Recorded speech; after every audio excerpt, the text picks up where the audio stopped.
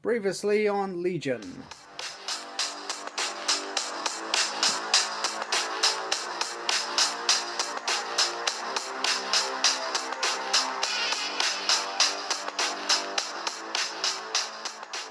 Hello and welcome to another Smurp video, and today we are looking at Uncanny X-Men issue 3. And on the first cover, I love the first cover, the cover. So you got kind of Legion that we know and love, with his crazy hair up here. We got the Uncanny X-Men this side, and then we've got this guy who's just rocked up with the young X-Men. So it's very cool. Got a nice disassembled part 3 sign down there, and yeah. And the writers, let's get into this. Okay, as usual, there's the roster with the added addition of Legion. And pretty much the story starts with the X-Men fighting the dinosaurs. And pretty much it's a case of Bishop and Iceman have got targets to stop dinosaurs. Otherwise they're going to kill all these lovely, lovely people. So after saving them, I love this bit. This was probably my favorite bit of this issue. It really gave me a feel for, this is the Bishop that we love. It truly feels like we finally got Bishop back. And pretty much he's like, you know, here, how are you?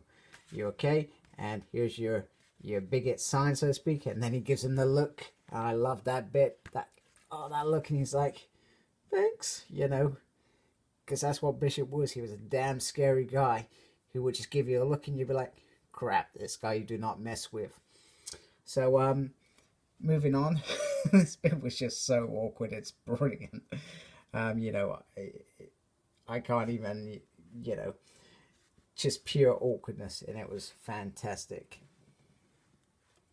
Okay, and so the last issue we pretty much saw our X-Men being overwhelmed. And that continues in this issue, with multiple men everywhere. Meanwhile, Legions pop by to say hello, and the young X-Men don't want to let him in because they know what Legion. They know of Legion. Meanwhile, after this is thrown, it's like, hey, yeah, come in. And they're gonna. He pretty much announced, we're gonna save the world. You know, he's clearly got a plan here, an agenda, and that's what Legion does in his series a few years back. You know.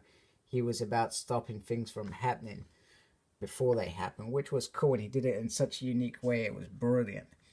Meanwhile, Jean comes to Storm and arrest the X-Men's assistant, and she realizes how kind of bad it actually is, and how she perhaps misinterpreted it. Even though the dinosaurs needed sorting, you know, perhaps she should have got here sooner. Jean, also, if you remember back in the first issue, Jean has that vision pretty much straight at the beginning. And this is that vision. So, you know, this is that whole kind of scene there going on. After X-23 had slaughtered Jamie in front of Jean Grey. So, Jean has a plan. She needs Psylocke's help. Meanwhile, back at the mansion, they're all strutting their stuff. And basically Pixie just casually says, hey, Jamie Madrox has gone mental again. And then he realizes, you know, there's some sort of connection here at this point. Because he's like, oh, crap. He kind of starts losing his crap. And that they must be stopped. Next scene for me was a bit blah.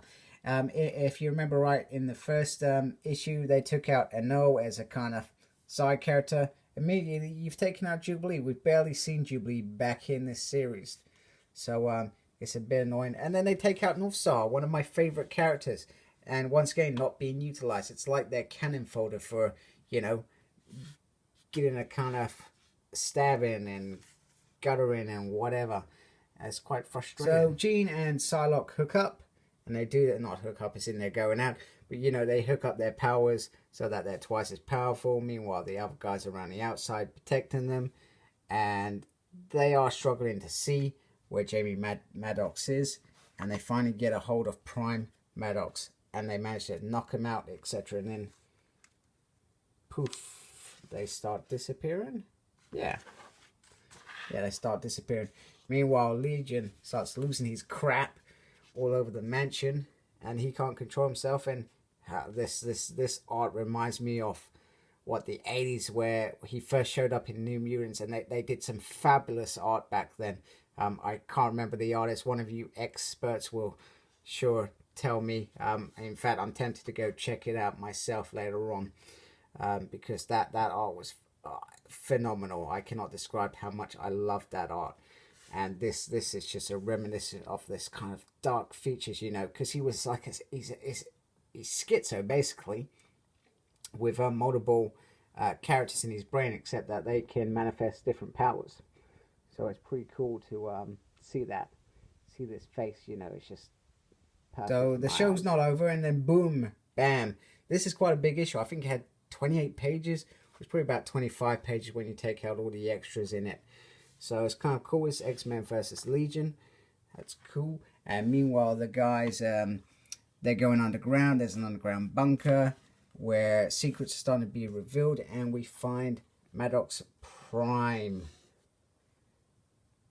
who's clearly not a fan of Legion. So we learn quite shocking that Legion was pretty much building an army. He would make Jamie make a dupe. He would control him like that, and then he would put one of his personalities into each multiple man. So all those multiple men had different personalities, different powers and stuff. And so basically it was Legion playing the field. And it's good to see Jamie back. I'm hoping this is Jamie that I remember from the detective agency. Also curious to see where Layla Miller is. I hope that I haven't missed something, because last time they were running off, they were going to get married, and that's kind of how it ended. Meanwhile, Hank is heading back to the mansion, and he's got the call saying that they're also heading back in, and they've got a couple injured.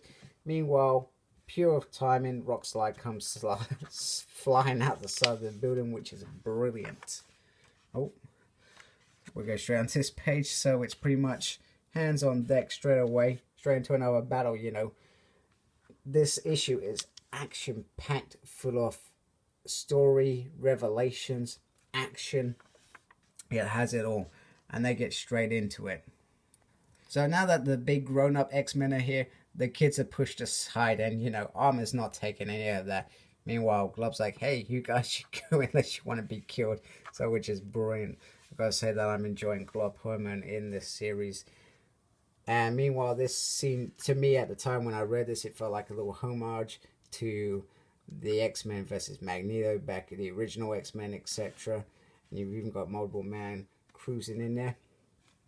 And he's saying that he was trying to protect us all by warning Jean, etc. But you didn't listen as usual. And then they all get shoved down because we have got 4 horsemen. So we got Angel. That's where he flew off to. We've got Blob. Interesting. Mega Red as well. That's an interesting pick. So they're not just going for the usual, hey, we're going to pick some main guys here and shove them together. They got 2 kind of main guys, Magneto and Angel. And they got 2 guys you wouldn't expect to find them. And they are the Horsemen of Peace.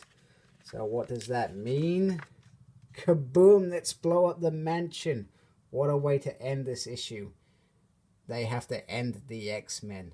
And it's absolutely some beautiful art there, you know. You're not been initiated into the X-Men unless the mansion's been blown up. So maybe they move again. They seem to be moving a lot. They've been to Limbo. They're in Central Park. So where to next? Maybe back to Westchester, which would be kind of nice in my eyes. Good old classic X-Men. Meanwhile, these guys who didn't run away should have ran away and they're getting hurt. So in my eyes, this feels like a kind of event going on.